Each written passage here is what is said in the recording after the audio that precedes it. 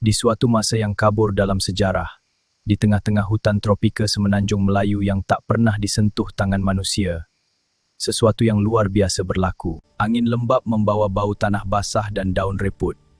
Kabut tebal dari dalam kegelapan hijau yang pekat, muncul batu-batu pertama yang dipahat dengan tangan dewa. Ini bukan sekadar beberapa buah rumah kayu. Ini adalah kelahiran Lankasuka, kerajaan emas pertama yang pernah berdiri di tanah kita. Lebih tua daripada Kedah tua, lebih kaya daripada yang pernah dicatat dalam mana-mana catatan Cina atau India.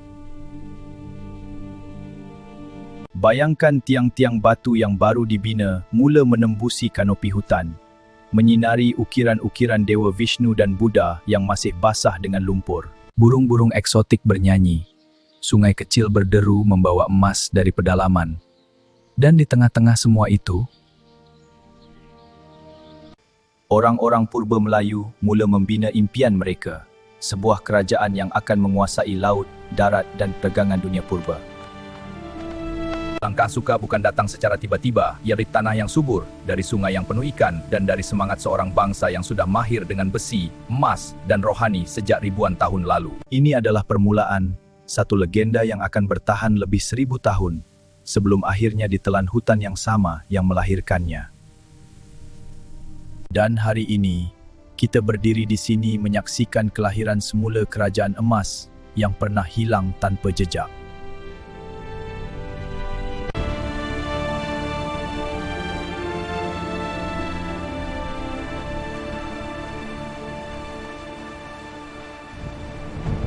Di muara sungai yang mengalir deras ke Laut Cina Selatan, disinilah denyut nadi Lankasuka berdegup paling kuat. Ini adalah pelabuhan emas Patani, pintu gerbang perdagangan terbesar di seluruh semenanjung Melayu pada zaman purba. Bayangkan, pagi masih gelap, kabut tebal masih bergulung di permukaan air, tapi sudah terdengar bunyi kayu kapal yang berderit. Layar yang berkibar ditiup angin laut, dan suara ratusan pedagang yang berbual dalam pelbagai bahasa. Kapal-kapal gergasi dari India dengan layar merah menyala berlabuh di sebelah kanan.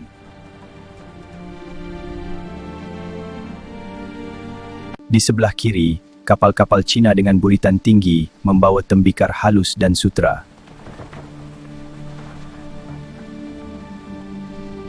Kapal Arab dengan layar segitiga yang khas membawa minyak wangi, kaca dan rempah dari Timur Tengah. Semua kapal ini datang kerana satu benda sahaja, emas Lankasuka.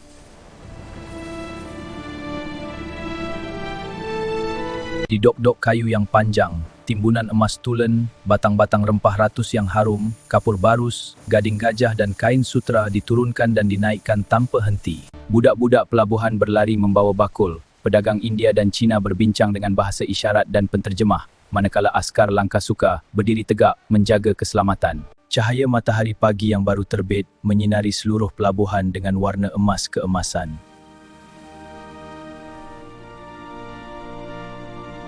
Pantulan cahaya di permukaan air membuatkan seluruh tempat ini kelihatan seperti sebuah kota yang dibina dari emas cair.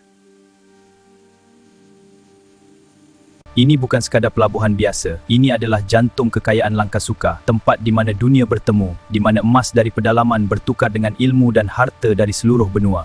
Dan di belakang pelabuhan ini, tersembunyi di balik pokok-pokok kelapa dan hutan tebal, berdiri istana raja yang sedang menunggu hasil perdagangan hari ini. Pelabuhan Patani bukan hanya tempat berdagang. Ia adalah bukti bahawa Lankasuka pernah menjadi kuasa maritim yang ditakuti dan dihormati seluruh dunia purba.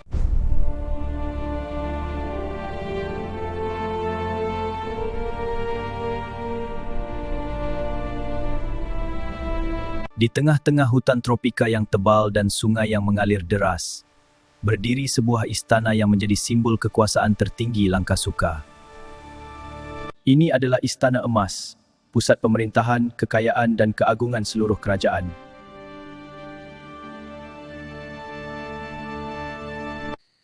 Bayangkan, angin malam yang sejuk meniup melalui taman istana yang luas, penuh dengan pokok kelapa dan bunga-bunga harum. Obor-obor emas dan lampu minyak bergoyang-goyang di tiang-tiang tinggi, mencipta bayang-bayang yang megah di dinding batu yang tebal. Di dalam dewan utama yang luas dan tinggi, Raja Langkasuka duduk di atas takhta emas yang diukir dengan corak Melayu purba yang indah. Mahkotanya berkilauan dengan emas tulen dan batu permata yang dibawa dari perdagangan jauh. Kalung emas tebal menghiasi dada baginda. Manakala jubah sutera berwarna keemasan menjuntai hingga ke lantai marmar yang dipoles licin. Di sekeliling baginda berdiri para pengawal diraja yang gagah dengan tombak emas dan perisai yang dihiasi corak naga dan burung garuda, simbol kekuatan kerajaan. Para menteri dan penasihat duduk di sisi, membincangkan urusan perdagangan, kapal-kapal yang baru tiba dari lautan, dan rancangan untuk masa depan kerajaan. Raja bukan sekadar pemimpin biasa. Baginda adalah lambang kekuasaan Melayu purba yang mengawal perdagangan emas, rempah dan harta karun dari seluruh dunia. Setiap keputusan dibuat dengan hikmah dan kebijaksanaan yang diwarisi turun-temurun.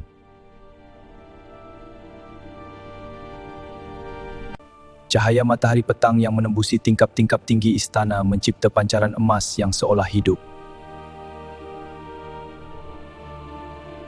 Menyinari seluruh dewan dengan cahaya keemasan yang memukau. Udara penuh dengan bau kemenyan semula jadi dan emas yang baru dipoles. Ini adalah puncak kegemilangan Langkasuka, sebuah kerajaan Melayu yang menguasai laut dan darat. Semuanya berpusat di takhta emas ini. Namun di sebalik kemewahan yang gilang gemilang, angin perubahan perlahan-lahan mula bertiup. Hutan di luar semakin mendekat. Dan rahsia yang tersimpan di bilik-bilik bawah tanah istana ini suatu hari nanti akan hilang bersama keagungan kerajaan itu sendiri.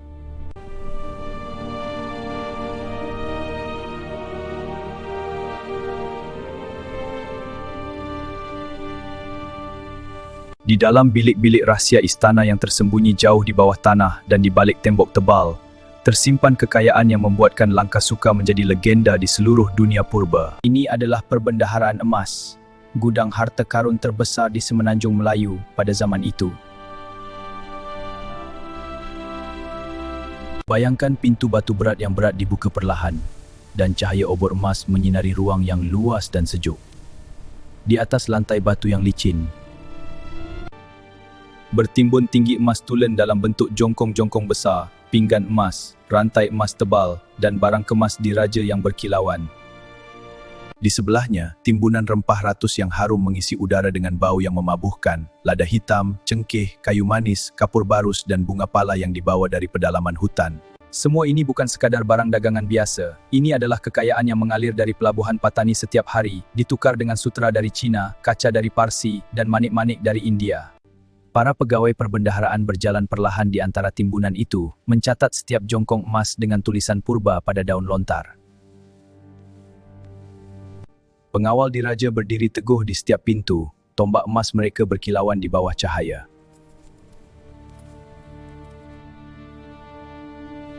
Kekayaan ini bukan milik raja seorang diri.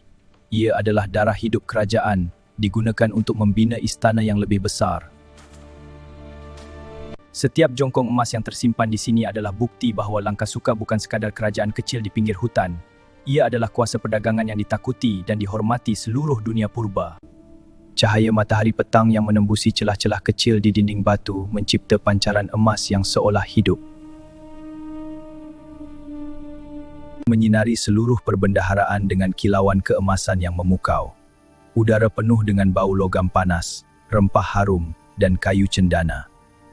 Ini adalah puncak kemewahan Langkasuka, kekayaan yang tak terhingga yang suatu hari nanti akan menjadi rahsia yang hilang ditelan masa dan hutan.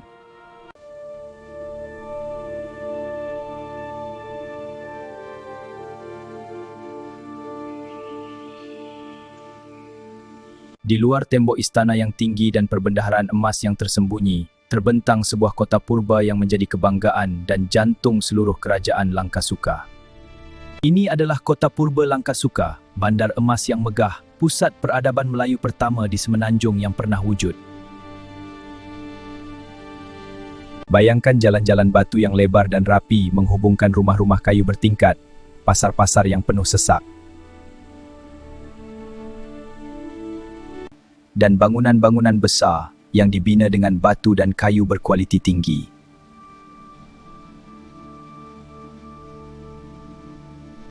Di tengah-tengah kota, terdapat padang terbuka yang luas di mana rakyat berkumpul untuk urusan harian, perdagangan dan perayaan kerajaan. Di sepanjang sungai yang mengalir melalui tengah kota, kapal-kapal kecil dan sampan bergerak laju membawa barang dari pelabuhan Patani ke pedalaman. Pasar-pasar tepi sungai dipenuhi dengan bunyi tawar-menawar, bau rempah ratus yang harum, dan warna-warni kain sutera serta barang kemas yang dipamerkan. Rumah-rumah penduduk yang dibina dengan seni bina Melayu purba berdiri gagah di atas tiang-tiang kayu yang kukuh. Bumbungnya dihiasi ukiran corak tradisional yang indah.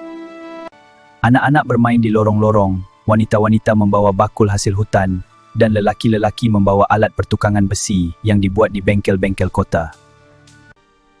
Semua ini dikelilingi oleh hutan tropika yang tebal dan hijau, seolah-olah kota ini lahir dari dalam pelukan alam itu sendiri. Cahaya matahari tengah hari yang menembusi kanopi pokok mencipta pancaran emas yang lembut di atas bumbung-bumbung kota, membuatkan seluruh tempat ini kelihatan seperti sebuah permata yang hidup di tengah-tengah hutan. Ini bukan sekadar bandar biasa, ini adalah bukti bahawa orang Melayu purba sudah mahir membina peradaban yang maju dengan sistem jalan, pasar, rumah dan pemerintahan yang teratur. Kota Purba Langkasuka adalah simbol kekuatan, kekayaan dan kebijaksanaan sebuah kerajaan yang pernah menguasai perdagangan maritim di Nusantara. Namun di sebalik kesibukan dan kemewahan ini, hutan di luar semakin mendekat setiap hari. Dan suatu hari nanti, kota emas ini akan ditelan sepenuhnya oleh alam yang sama yang melahirkannya.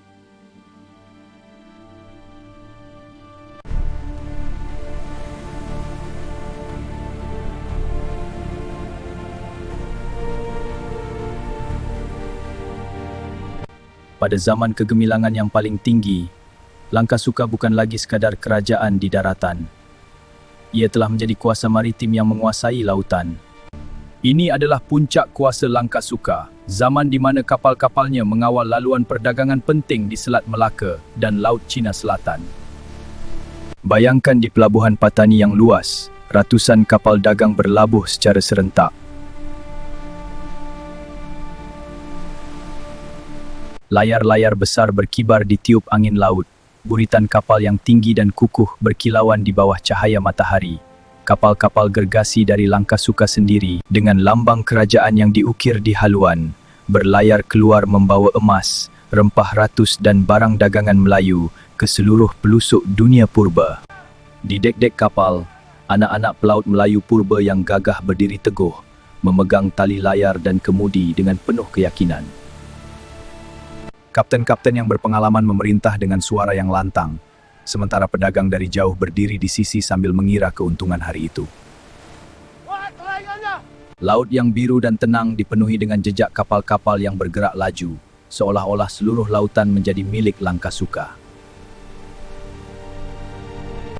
Dari ufuk timur hingga barat, nama Langkasuka sudah menjadi sinonim dengan kekayaan, kekuatan dan kebolehan menguasai laut. Setiap kapal yang berlabuh di Patani membawa emas dan harta baru, menambah kekayaan perbendaharaan dan menjadikan rakyat Langkasuka semakin makmur. Ini bukan sekadar armada dagang biasa. Ini adalah bukti bahawa orang Melayu purba sudah mahir membina kapal-kapal yang tangguh, menguasai angin dan arus laut, serta menjalin hubungan perdagangan dengan tamadun-tamadun besar di India, China, Parsi dan Arab. Di bawah cahaya matahari yang menyinari permukaan laut dengan kilauan keemasan, armada Langkasuka berlayar dengan penuh kebanggaan. Simbol kekuatan sebuah kerajaan yang pernah mengawal laluan perdagangan paling penting di Asia Tenggara.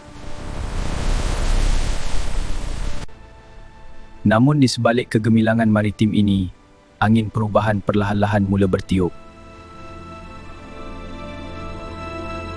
Laut yang dikuasai boleh berubah, dan kuasa yang dibina di atas gelombang boleh ditelan oleh masa dan alam yang sama yang memberi kejayaan itu.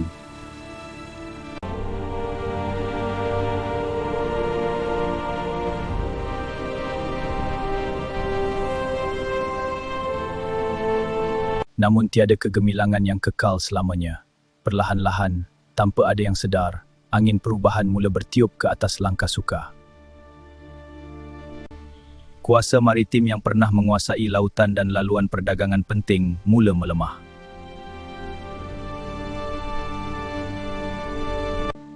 Kapal-kapal besar dari India, China dan Arab yang dulu memenuhi pelabuhan Patani kini semakin jarang datang.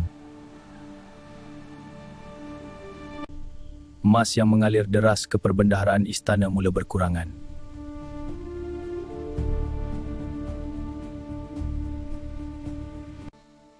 Pedagang yang dulu berduyun-duyun kini mencari pelabuhan lain yang lebih selamat dan menguntungkan.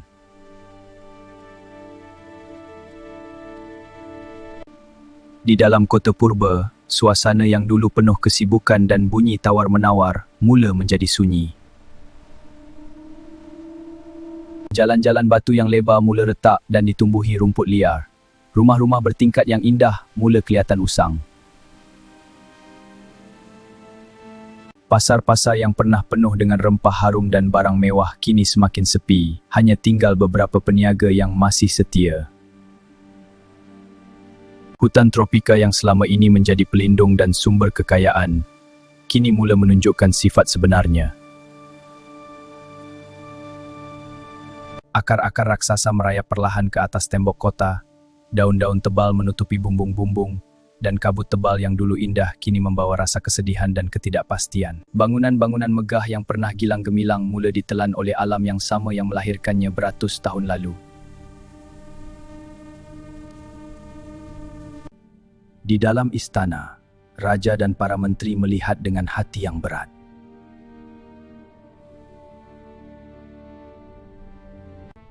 Mereka tahu kuasa yang dibina dengan susah payah selama berabad-abad kini mula pudar. Tiada peperangan besar, tiada musuh yang menyerang dengan pedang.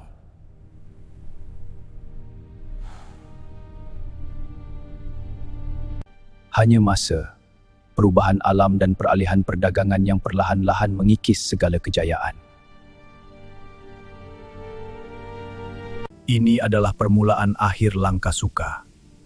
Bukan ditakluk dengan api atau senjata, tetapi ditelan secara senyap oleh hutan yang tak pernah tidur dan lautan yang sentiasa berubah.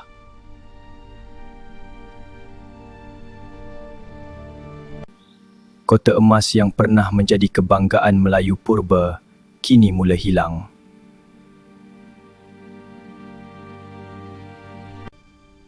Ditelan oleh masa dan alam yang sama yang memberi kejayaan kepadanya.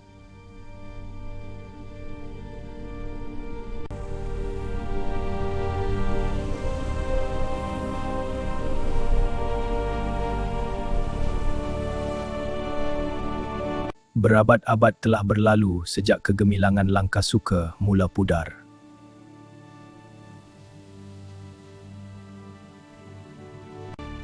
Apa yang dulu adalah kota emas yang megah, penuh dengan kesibukan pasar, kapal-kapal yang berlabuh,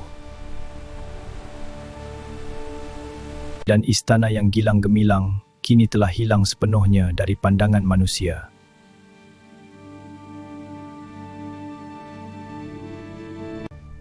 Hutan tropika yang dulu menjadi latar belakang indah dan pelindung kerajaan ini, kini telah menjadi penakluk yang tidak kenal ampun. Akar-akar raksasa sebesar lengan lelaki merayap perlahan-lahan, memeluk dan menembusi tembok-tembok batu yang pernah kukuh. Daun-daun lebat dan pokok-pokok tinggi menutup segala bumbung rumah, lorong-lorong dan pasar yang dulu penuh suara tawar-menawar. Pelabuhan Patani yang pernah sibuk dengan ratusan kapal dagang kini hanya tinggal tanah paya yang sunyi, ditenggelami lumpur dan ditumbuhi pokok bakau serta rumput liar. Sungai yang dulu menjadi arteri perdagangan utama, kini dipenuhi akar dan lumpur tebal. Istana emas yang pernah menjadi simbol kekuasaan dan kekayaan kini hanya runtuhan yang hampir tidak kelihatan, tertimbus di bawah lapisan tanah liat, akar pokok dan kabut tebal yang lembab. Jalan-jalan batu yang rapi telah retak, ditutupi lumut dan tumbuhan liar yang tak terkawal. Hanya serpihan-serpihan batu dan cahaya emas samar yang sesekali menembusi kanopi hutan yang mengingatkan kita bahawa di sini pernah wujud sebuah kerajaan Melayu purba yang hebat. Tiada lagi bunyi kapal, tiada lagi suara pedagang, tiada lagi cahaya emas yang memancar dari istana. Langkasuka bukan lagi sebuah kota, ia telah menjadi satu dengan hutan itu sendiri.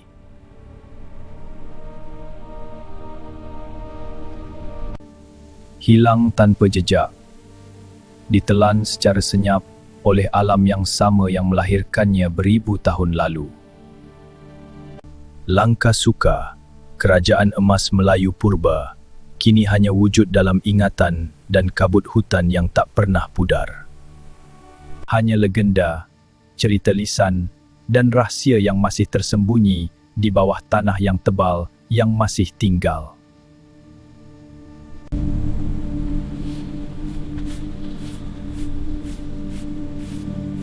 Walaupun Langkasuka telah hilang sepenuhnya ditelan hutan selama berabad-abad, rahsianya tidak pernah mati.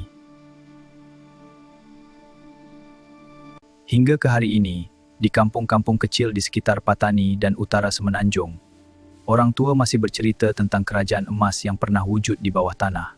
Mereka bercerita dengan suara perlahan, seolah takut hutan itu sendiri mendengar, tentang cahaya emas samar yang sesekali dilihat di tengah malam. Tentang bunyi gemuruh jauh di dalam gua-gua yang tak pernah diteroka, dan tentang barang-barang purba yang muncul secara tiba-tiba selepas hujan lebat. Para penyelidik dan pengembara moden yang berani memasuki hutan tebal ini kadang-kadang menemui serpihan-serpihan yang tidak dapat dijelaskan. Sebiji jongkong emas kecil yang tertanam dalam akar pokok, ukiran batu yang hampir hilang ditutupi lumut, atau corak lantai batu yang tersembunyi di bawah lapisan tanah tebal. Setiap penemuan kecil ini seolah membisikkan bahawa Langkasuka bukan sekadar legenda. Ia masih ada di situ, menunggu. Hutan yang sama yang menelan kota emas itu, kini menjadi penjaga rahsia terbesar. Kabut tebal yang tak pernah hilang, akar-akar yang seolah hidup, dan cahaya matahari yang jarang menembusi kanopi, semuanya seolah melindungi apa yang tersisa. Ada yang percaya bahawa di bawah tanah masih wujud terowong-terowong rahsia yang menghubungkan istana lama dengan pelabuhan purba. Langkasuka bukan lagi sebuah kota yang boleh dilihat dengan mata kasar. Ia telah menjadi satu rahsia hidup. Satu misteri yang terus bernafas di dalam dada hutan tropika yang gelap dan lembab. Setiap kali angin bertiup melalui daun-daun, seolah ada bisikan lama yang masih bercerita tentang kegemilangan yang pernah wujud. Dan tentang kekayaan yang masih menanti untuk ditemui semula. Rahasia Langkasuka masih hidup, dan mungkin suatu hari nanti ia akan terbongkar sekali lagi.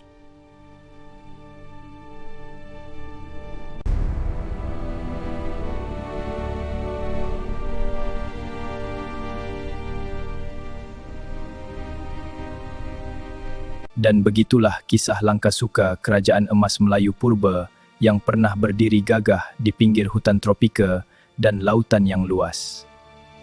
Dari kelahiran yang penuh cahaya emas hingga kota purba yang megah, istana yang penuh kekayaan, pelabuhan yang sibuk dengan kapal-kapal dagang, dan kuasa maritim yang menguasai lautan, semuanya pernah wujud dengan penuh kegemilangan. Kemudian datanglah masa yang perlahan-lahan mengikis segala kejayaan itu.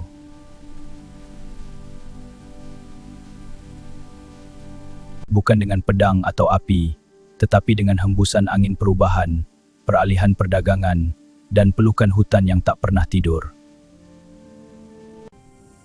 Kota emas itu ditelan sepenuhnya, hilang tanpa jejak, menjadi satu dengan alam yang sama yang melahirkannya beribu tahun lalu. Namun rahsianya tidak pernah mati.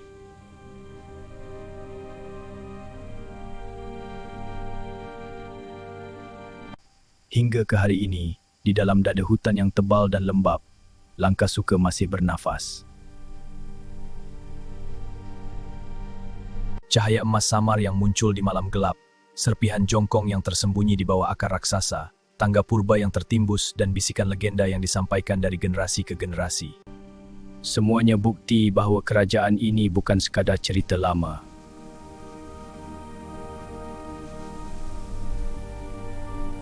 Ia adalah legasi abadi orang Melayu purba, satu simbol kekuatan, kekayaan, kebijaksanaan dan ketabahan yang pernah wujud di tanah Nusantara ini. Langkasuka bukan lagi sebuah kota yang boleh dilihat dengan mata kasar. Ia telah menjadi satu misteri hidup. Satu rahsia yang masih tersimpan di dalam tanah, di dalam kabut, dan di dalam hati kita yang masih ingin tahu. Mungkin suatu hari nanti, apabila hutan membuka rahsianya, kita akan menemui semula kota emas itu. Atau mungkin ia akan kekal sebagai legenda yang indah, pengingat bahawa di tanah kita ini pernah wujud sebuah peradaban hebat yang masih menunggu untuk diingati dan dihormati. Inilah akhir kisah visual Langkasuka, tetapi rahsianya baru sahaja bermula.